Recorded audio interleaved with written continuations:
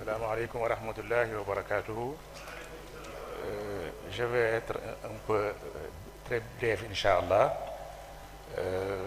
Je vais parler en deux langues, un peu en français et autrement en arabe.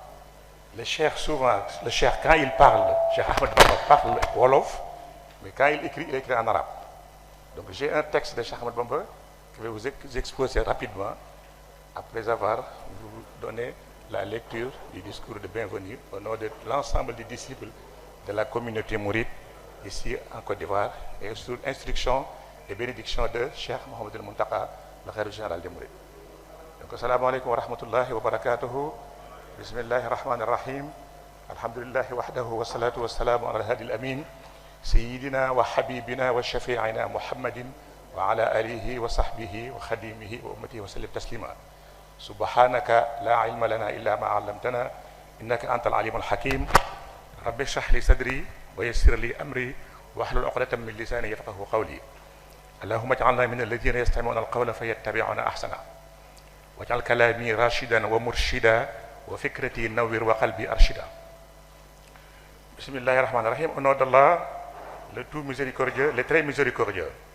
Louange à Allah, Seigneur du monde, qui crée toutes choses avec sagesse et qui a fait de la connaissance une lumière guidant les hommes vers la vérité.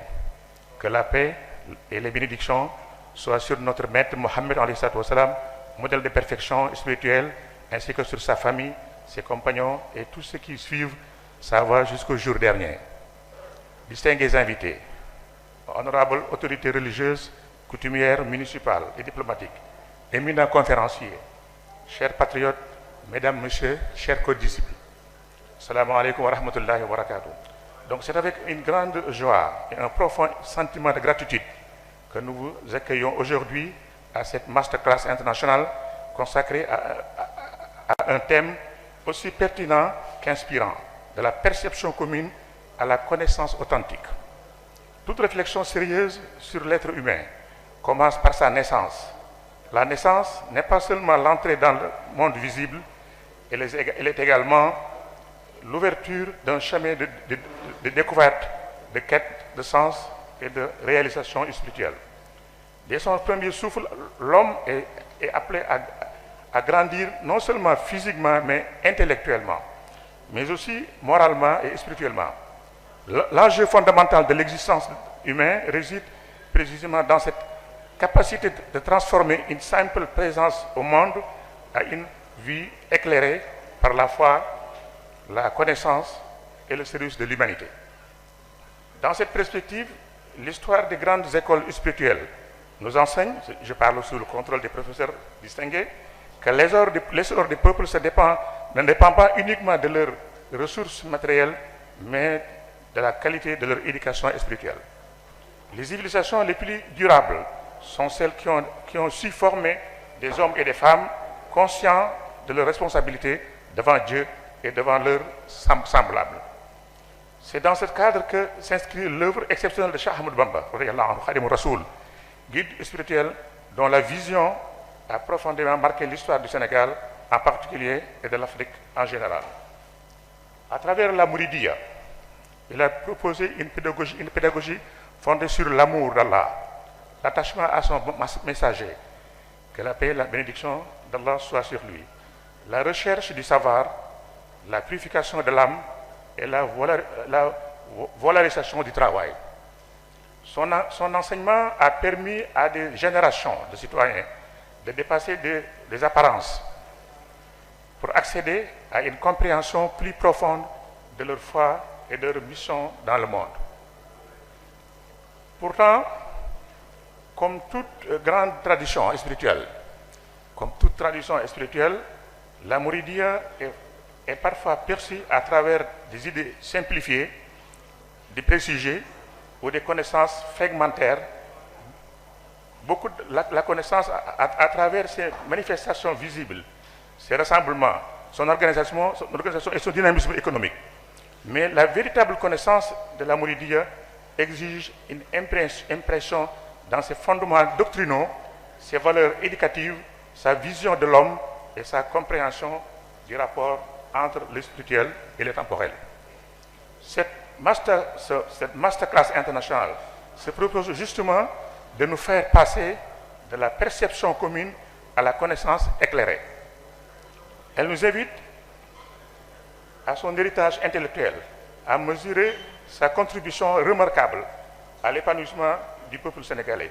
À travers ses enseignements, la Mouridia a favorisé la cohésion sociale, le sens de l'effort, de la solidarité communautaire, l'éducation morale et le développement économique, contribuant ainsi à bâtir une société résiliente et profondément attachée à ses valeurs. Nous espérons que les échanges de cette rencontre permettront de mieux comprendre la richesse et l'héritage d'un engagement des enseignements utiles pour notre époque marquée par de nombreux défis spirituels, sociaux et culturels. Je tiens donc à vous exprimer notre sincère reconnaissance aux intervenants de cette soirée.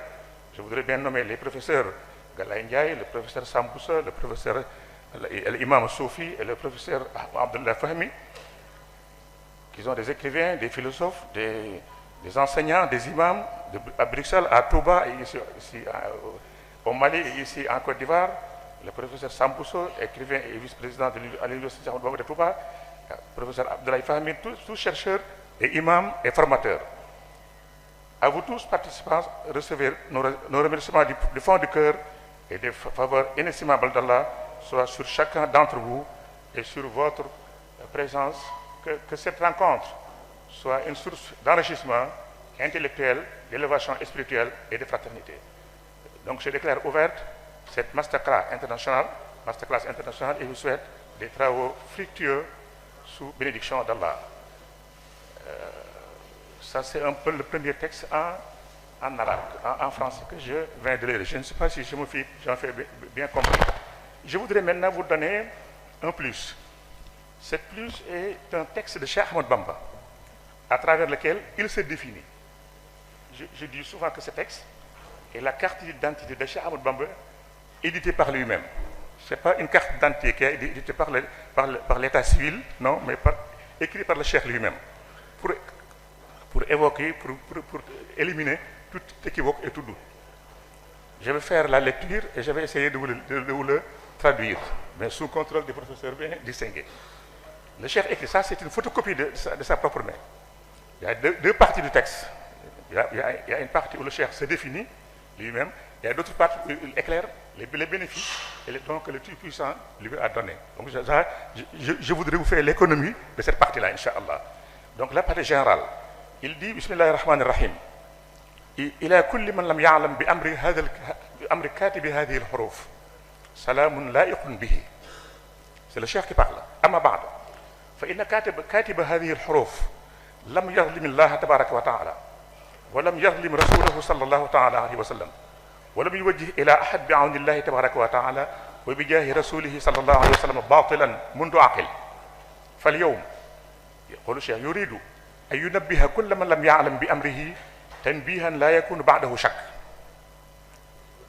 C'est le Cheikh qui parle. يقول الله تبارك وتعالى ربي وسيدنا محمد صلى الله تعالى عليه وسلم نبيي ورسولي ووسيلتي إلى الله تبارك وتعالى والقرآن دليلي وهدايا والإسلام ديني والكعبة قبلتي والله على ما نقول وكيل. هذا كلام واضح جدا, c'est clair. Donc c'est le Cheikh qui se définit par lui-même, par sa propre plume, pour dégager tout équivoque. Les mourides, c'est des musulmans. Les mourides, c'est des aspirants de Dieu. Les mourides ne cherchent que l'agrément de Dieu. Leur cité, leur centre compte plus de nombre de mosquées au niveau du Sénégal, au niveau du monde même. Mais une seule cité compte plus de 200 mosquées. C'est la ville de Touba. Et on sait qu'on ne construit pas une mosquée pour se reposer. La mosquée, c'est une école d'abord, c'est un lieu d'adoration de Dieu. Donc pour ceux qui ne comprennent pas l'arabe, ce que le Cheikh dit ici, il dit qu'il veut s'adresser à tous ceux qui ne le connaissent pas. Lui, il n'a jamais fait tort de personne. Il n'a jamais fait tort à Allah, il n'a jamais fait tort à son prophète, il n'a jamais fait quelque chose qui n'est pas utile depuis qu'il a pris conscience. Il veut s'affirmer et pour dire pour tous ceux qui ne le connaissent pas que lui le Tout-Puissant, Allah est son Seigneur. Mohammed sallallahu alayhi wa sallam est son prophète, et son envoyé, et son intermédiaire entre lui et le Tout-Puissant. Le Coran est son guide et ses références. L'islam est sa religion. Al-Ka'batu est sa direction. Ça, c'est les choses qu'il a en commun avec tous les musulmans. Pour dégager tout équivoque, que le cheikh est ici, le cheikh Allah, le cheikh est un sunnite, est un musulman, est un soufi, il n'est d'autre chose que ces choses-là. Donc pour dégager beaucoup de préjugés et beaucoup des idées reçues, pour vous dire que cette rencontre va participer, je crois bien, à l'éclaircissement de beaucoup de notions, beaucoup de concepts, beaucoup de comportements qu'on ne comprend pas. Et pourtant qu'on pourra expliquer facilement. Les maisons de Cheikh Ahmadou Bamba ne sont pas des maisons de sacrifice. On ne fait pas de sacrifice, on a des dons de nourriture, qui est une partie de la relation de Dieu. Chaque ibada. Donc il faut préciser toutes ces choses, parce que, comme dit le Cheikh Aïma, il dit que la communauté mouride vit en Côte d'Ivoire à part. Maintenant, il veut que la communauté mouride s'intègre dans la communauté musulmane de Côte d'Ivoire à part entière. Une partie de la communauté musulmane ivoirienne, donc une partie de la communauté musulmane africaine. Donc c'est ça l'objectif de cette mission, c'est l'objectif aussi de cette masterclass, pour éclairer quelques notions, quelques comportements, quelques messages, pour éclairer que le message de Cheikh Ahmadou Bamba est un message de paix, un message de solidarité, un message de fraternité, un message de savoir. Il n'y a pas de secte, il n'y a pas de sacrifice, il n'y a rien que le Coran et la Sunna. Mais il faut transmettre ce message à travers, hors de nos maisons. Parce que souvent, on se réunit et on parle Wolof. Mais ici, je vous recommande que personne ne parle la Wolof, Inch'Allah. Ne parlez pas Wolof ici. Il faut parler français ou Djoula ou d'autres langues locales pour que tout le monde comprenne. Voilà, donc je voudrais que, donc, pour ne pas vous retenir longtemps, c'était les quelques mots que je voudrais placer en vous remerciant de votre présence, en vous remerciant de votre sacrifice, de tout ce que vous avez fait pour être là, sacrifier votre repos de week-end. Et vous remercie beaucoup et demande votre prière et prions aussi pour vous, Inch'Allah. Barakallahu fik, que le Tout-Puissant bénisse la Côte d'Ivoire, que le Tout-Puissant bénisse le Sénégal et que le Tout-Puissant bénisse l'Afrique et le monde entier. Bi barakati Rasulillahi sallallahu alayhi wa sallam. Merci beaucoup pour votre attention.